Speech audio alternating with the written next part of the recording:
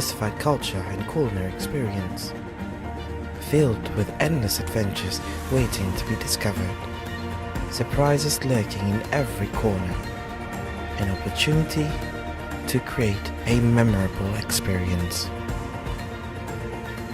There's never an ending to the list of things you can do here, constantly discovering new things as you go.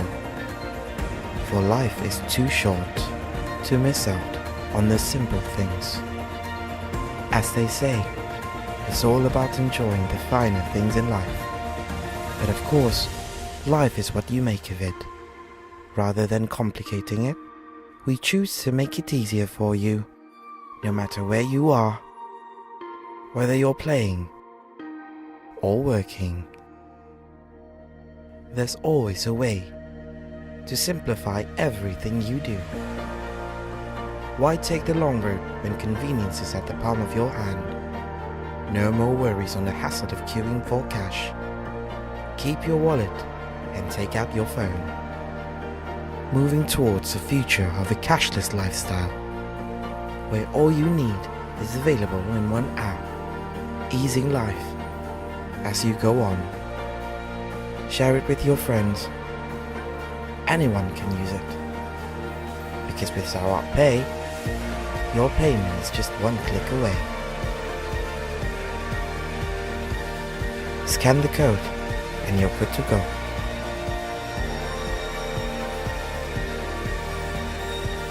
As the world is going digital, everything is moving at a faster pace, catering to your needs, providing convenience, making life easier. Sarawak Pay, towards cashless lifestyle.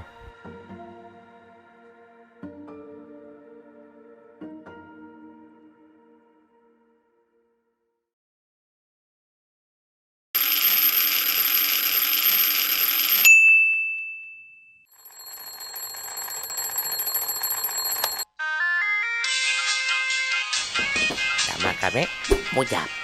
Kami tu peminat nomor 1 Ricky Anderson dalam planet tu. Sehari tu kami mau nangganya belagu dekat Panpe. Kami akan bagi depo nganya. Gantinya suka. Kasih mula album sama-sama. Ricky Anderson, I'm coming.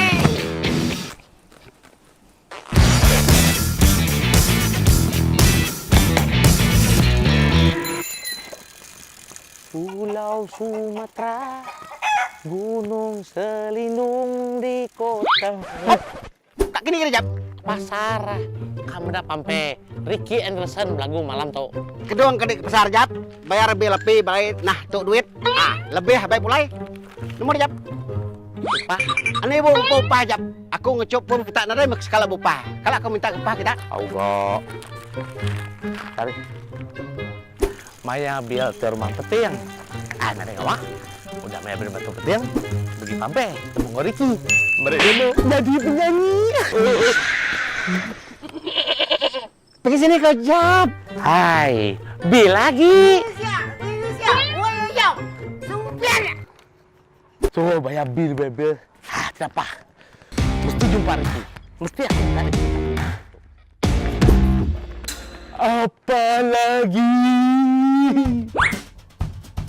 Tapi kau Jap. Aku anu pasar. Tinggal rame. Ricky Anderson beragu. Betul rumah peting. Bil manjang. Bil yo. Bil akau. Bil siapa? Bil Ricky Anderson. Ricky Anderson aku gak benar Ricky Anderson. Aku kan abang bil aku gak bayar bil aku gak benar Ricky Anderson lagi.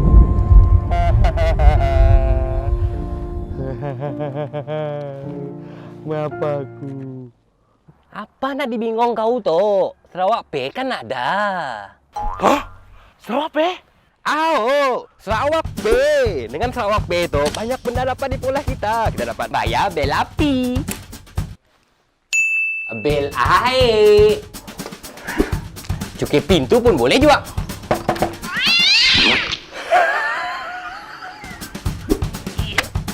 Okey, tanah. Kita juga boleh top up dengan ngeluar duit di sini-sini ejen BSN yang terpilih. Sibuk ke ATM lagi. Scan jak barcode dengan bil kita ya. Kita juga dapat ngecek bil, mindah duit, ngisi debit dengan kredit dan banyak lagi. Last, tercapai juga lah saat kami menangani Kenderson. Sempat kami pergi demo kami kan yo. Suka juga ngedemo kami. Kami dua pun berkawan kapat. Tambah manis. Si lama lagi album duit kami dua mau keluar dipasangkan. Thank you sekawape. Kita boleh menikmati rebat dengan segera. Scan dan bayar lekat ya goncang untuk ganjaran. Ingat, download lekat ya register. Dapat RM5 percuma. Apa ditunggu lagi? Download Kineto di Google Play Store ataupun App Store.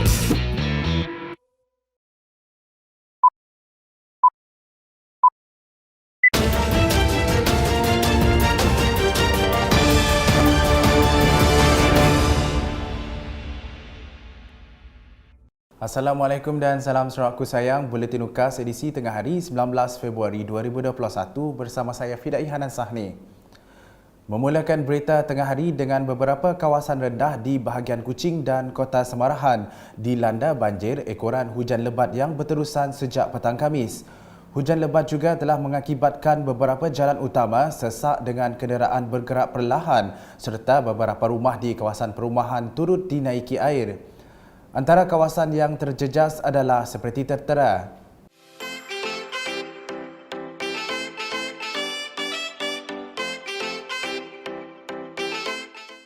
Laporan berikutnya. Lawatan kerja Kementerian Kebajikan Kesejahteraan Komuniti Wanita Keluarga dan Pembangunan Kanak-Kanak KWKPK di kawasan pemeriksaan kastam CEA Lembaga Pelabuhan Kuching di Terminal Senari pada Khamis memberi impak yang besar dalam usaha menangani isu dadah dan substans MIDS. Menterinya Datuk Seri Fatimah Abdullah berkata, hasil tinjauan pihaknya mendapati risiko penyeludupan dadah dan substans atau barang-barang larangan yang lain melalui kargo di terminal-terminal pelabuhan adalah tinggi memandangkan jumlah kemasukan harian kargo semakin meningkat. Kita tahu bahawa dari segi risiko penyeludupan dadah dan substans atau barang-barang larangan yang lain melalui kargo di terminal pelabuhan adalah tinggi kerana jumlah kemasukan harian kargo yang semakin meningkat. Jalan masuk dadah melalui berbagai cara. Kita tahu berbagai cara. It seems that they are always ahead of us.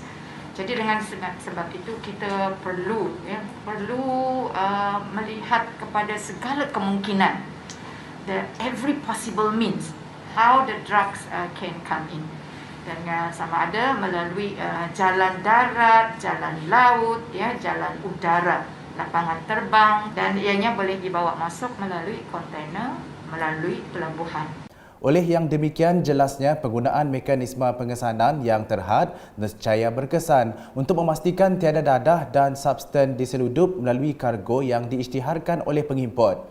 Selain itu, katanya penggunaan instrumen-instrumen taktikal pengesanan yang bersesuaian, canggih dan berkesan juga diperlukan bagi meningkatkan keupayaan dan impak pengesanan kargo-kargo yang diisytiharkan melalui pelabuhan-pelabuhan utama di Sarawak.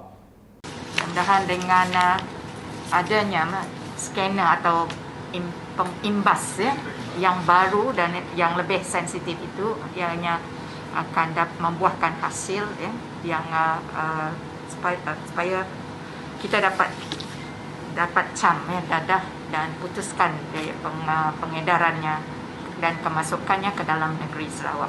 Lawatan kerja dengan kerjasama Jawatan Kuasa Kerja Penguatkuasaan Aktiviti Penyalahgunaan Dadah dan Substan itu telah dipengerusikan oleh Ketua Jabatan Siasatan Jenayah Narkotik IBK Sarawak ACP Jasmirul Jamaluddin menggunakan strategi berbentuk intervensi nescaya berkesan untuk memutuskan bekalan dadah dalam Sarawak. Berita seterusnya, Ketua Menteri Sarawak Datuk Petinggi Dr. Abang Abdul Rahman Zohari Tun Datuk Abang Openg akan mengadakan lawatan kerja rasmi ke Lubuk Antu pada 23 Februari ini. Pejabat daerah Lubuk Antu adalah salah satu lokasi yang akan menjadi tumpuan dalam senarai lawatan kerja Ketua Menteri. Sehubungan itu, semua kaki tangan pejabat daerah Lubuk Antu telah melakukan persiapan awal dalam menceriakan suasana dalam dan luar pejabat tersebut. Beralih ke laporan berikutnya, sistem perparitan yang sudah siap dinaik taraf di Kampung Pasir Pandak dijangka mampu mengurangkan masalah banjir kilat yang sering membelenggu penduduk setempat. Menteri Muda di Jabatan Ketua Menteri Hal Ehwal Islam dan DBKU, Datuk Dr. Abdul Rahman Junaidi berkata, sistem perparitan tersebut dinaik taraf menerusi projek transformasi luar bandar RTP dengan kos sebanyak RM150,000. Ahli Dewan Undangan Negeri Adun Pantai Damai itu menambah, projek parit konkrit sepanjang 70 meter tersebut berjaya disiapkan dalam tempoh 6 bulan. Semasa ditemui selepas meninjau projek RTP di Kampung Pasir Pandak pada Khamis, beliau menjelaskan terdapat 32 projek RTP di kawasan berkenaan akan dilaksanakan pada tahun ini. Manakala di pusat, sebanyak 1,137 beg beras telah disumbangkan kepada penduduk di Kampung Beladin pada Khamis. Sumbangan daripada Pusat Khidmat Beting Maro itu disampaikan Ahli Dewan Undangan Negeri Adun Beting Maro, Razaili Gapur. Pada masa yang sama, beliau turut menyampaikan kerusi roda kepada salah seorang warga emas di Kampung Hulu Beladin Pusat. Sementara itu, Razaili mengingatkan penduduk kampung sentiasa mengamalkan garis panduan yang telah ditetapkan pihak kerajaan bagi mengekang penularan wabak COVID-19. Terdahulu, beliau turut meninjau perkembangan projek menaik taraf Surau An-Nur di Kampung Semarang Pusat yang menelan kos sebanyak RM45,000. Di kampung yang sama, beliau juga menyampaikan sumbangan 216 beg beras kepada penduduk. Di Balai Ringin pula, suasana di Pasar Tamu agak lengang berbanding kebiasaan berikutan pelaksanaan Perintah Kawalan Pergerakan Bersyarat PKPB. Tinjauan yang dilakukan oleh Unit Komunikasi Awam Sarawak UKAS mendapati semua premis beroperasi mematuhi prosedur operasi standard SOP ditetapkan. Para peniaga juga didapati menyediakan kemudahan seperti pemeriksa suhu badan, pensanitasi tangan, penyediaan kod QR MySejahtera dan kelihatan para pengunjung turut menggunakan pelitup muka. Sementara itu, seorang kaki tangan Majlis Daerah Serian yang bertugas di Pasar Tamu tersebut, Frank Tan, telah berkongsi mengenai operasi pasar tersebut setiap hari dan proses sanitasi yang dilakukan selepas beroperasi. Jelasnya, waktu operasi pasar berkenaan tidak seperti kebiasaan, iaitu dari 7 pagi hingga 1 petang sahaja dan jumlah pengunjung yang dibenarkan masuk ke pasar basah tersebut juga dihadkan dalam satu masa. Kami dekat Market Balai Ringin ni dari pukul 6.30 sampai pukul 1 petang tiap-tiap hari. Jadi customer kami ni sekarang dia ada turun sikit sebab sebelum SOP ni dia 16 orang sebab meja ni dia angkatkan 16 orang. Tapi sekarang dia orang dah kurang dalam masa dalam satu hari ada 8 orang, ada 5 orang. Dia tak tentu lah. Jadi lepas tu lepas pukul 1 tadi, lepas tu kami mau spray market ni pakai racun tiap-tiap hari lah.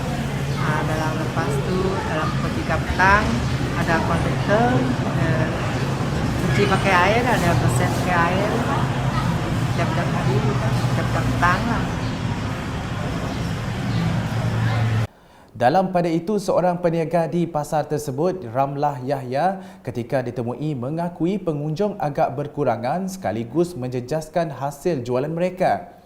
Justru beliau yang telah berniaga di pasar basah tersebut selama 22 tahun berharap agar waktu operasi dapat dilanjutkan bagi meningkatkan pendapatan mereka. Ya, tak jejas tanah terjejas sebab kalau kami jual sebetang ini untuk tunggu satu je. Kita tak ada isian hari je. Dulu sampai pukul 7 malam. Sampai pukul 6 pagi, 6 pagi sampai 6 petang. Kalau lemak dia tu sampai pukul 1 je. Lepas saya juga lemak dah. Sampai tempatnya okey juga. Selanjutnya mengenai lawatan kerja residen bahagian Bintulu, Jack Aman Luat ke Dewan Sukan Tatau pada Khamis. Katanya ia adalah untuk melihat dan mengenal pasti kesesuaian tempat berkenaan bagi tujuan pemberian vaksin COVID-19 pada Mac depan. Justru setiap tempat yang telah dikenal pasti untuk pelaksanaan vaksin COVID-19 akan dipastikan kemudahannya lengkap dan selesa untuk orang ramai. Sekian edisi Tengah Hari bersama saya Fidai Hanan Sahni dan kru penerbitan. Berita lebih lanjut boleh didapati di semua platform media sosial UKAS termasuk portallukas.sarawak.gov.my dan pastikan anda subscribe UKAS channel di YouTube. Sedikit pesanan kepada anda yang tinggal di kawasan rendah, berhati-hati dan sentiasa dalam keadaan bersedia menghadapi banjir. Sekiranya keadaan teruk, sila hubungi dan laporkan kepada Jabatan Bomba dan Penyelamat Malaysia. Salam UKAS.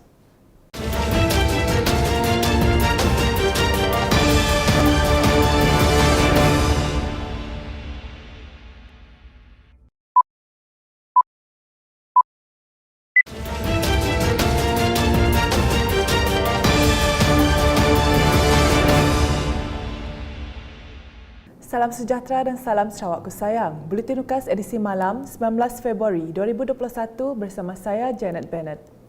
Berita malam ini dimulakan dengan Sarawak mencatatkan 199 kes positif COVID-19 termasuk 2 kes kematian pada Jumaat. Laporan harian COVID-19 menerusi sidang media Jawatankuasa Pengurusan Bencana Negeri JPBN Sarawak di Kuching pada Jumaat.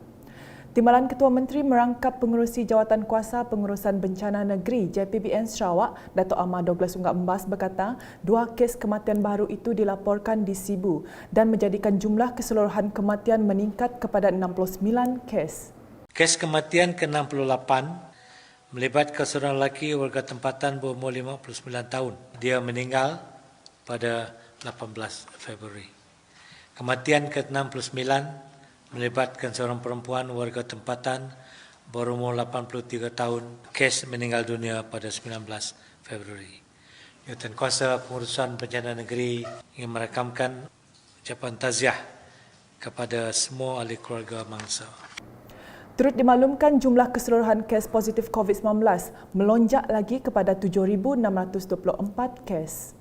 126 adalah di Sibu, 15 di Kapit, 13 di Seri Aman, 13 di Bentulu, 7 di Kuching, 6 di Miri, 5 di Dalat, 5 di Kenawit, 4 di Meradong, 2 di Subis, 1 di Semerahan, 1 di Serian, 1 di Beluru.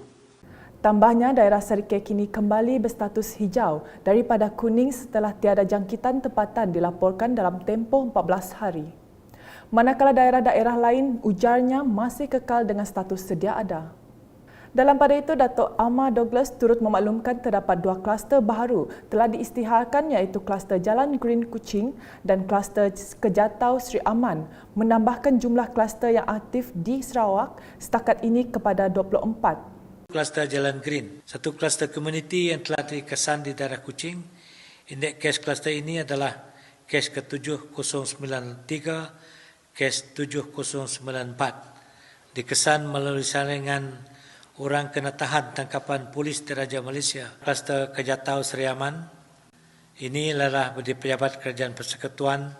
Indeks kes kluster kes ke-7437 seorang lelaki warga tempatan berumur 27 tahun dikesan melalui saringan individu gejala di Klinik Kesihatan Seri Aman.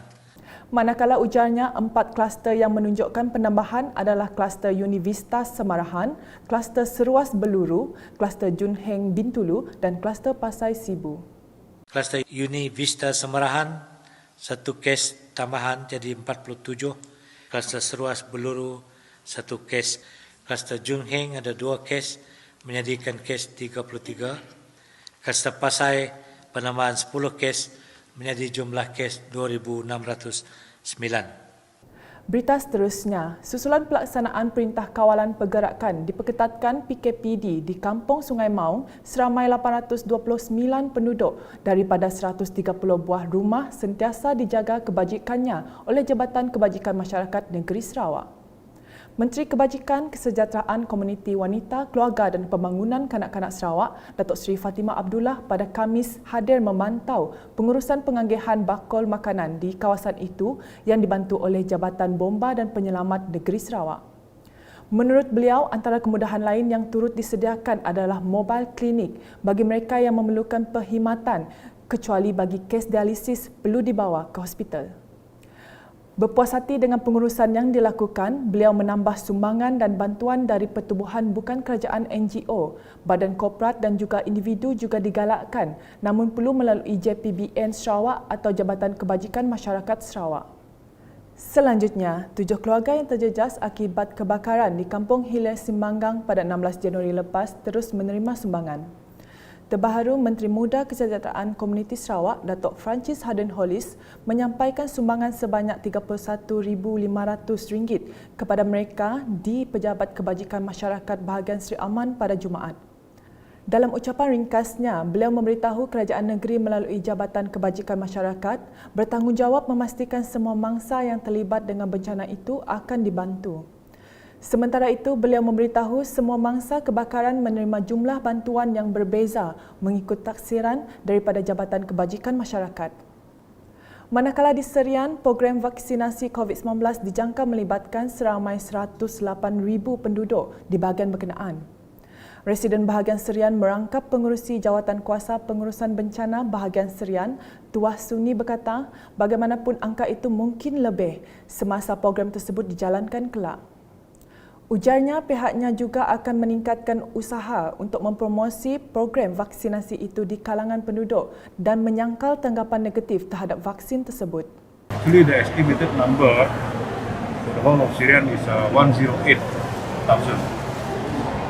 So that is the medical figure, estimated figure. But the figure could be more than that. So basically, this vaccine, as we all know, is a langkah pencegahan this COVID-19, and we have to do a lot of promotion and awareness programs so that public is aware of the importance of having the vaccine. Beliau berkata demikian ketika ditemui semasa program simulasi program vaksinasi COVID-19 bahagian Serian di Dewan Masyarakat Serian pada Jumaat. Tuah juga menambah program vaksinasi di daerah Serian akan bermula pada atau selepas 24 Februari ini yang bermula dengan fasa pertama untuk petugas barisan hadapan. Sementara itu, beliau menyeru masyarakat di Serian untuk mendaftar bagi mendapatkan vaksin itu sebagai langkah bersama-sama mengekang penularan COVID-19. Beralih ke laporan banjir, seramai 235 mangsa banjir daripada 63 keluarga dipindahkan di 5 pusat pemindahan sementara PPS daerah Semarahan selepas kediaman mereka terkesan akibat banjir. Setakat jam 4 petang Jumaat, antara PPS yang dibuka adalah PPS Balai Raya Kampung Sungai Empit, PPS Dewan Suara Kota Semarahan, PPS Dewan Masyarakat Kampung Pangkalan Kuap, PPS Surau Kampung Bukit Berangan dan PPS Kampung Merdam Lumut. Antara kampung dan taman perumahan yang terjejas akibat banjir adalah Kampung Tanjung Budong, Kampung Pelai, Kampung Sungai Empit, Kampung Merdang Lumut, Kampung Pangkalan Kuap dan Taman Muara Tuang Park. Pegawai Daerah Semarahan Anwar Daan telah membuat lawatan dan tinjauan ke PPS Dewan Suara Kota Semarahan dan diberi taklimat oleh Jabatan Bomba dan Penyelamat Malaysia JBPM Semarahan mengenai keadaan terkini dan jumlah mangsa yang telah dipindahkan. Sekian edisi malam bersama saya Janet dan kru penerbitan. Berita lebih lanjut boleh didapati di semua platform media sosial UKAS termasuk portal ukas.sarawak.gov.my dan pastikan anda subscribe UKAS Channel di YouTube. Salam UKAS.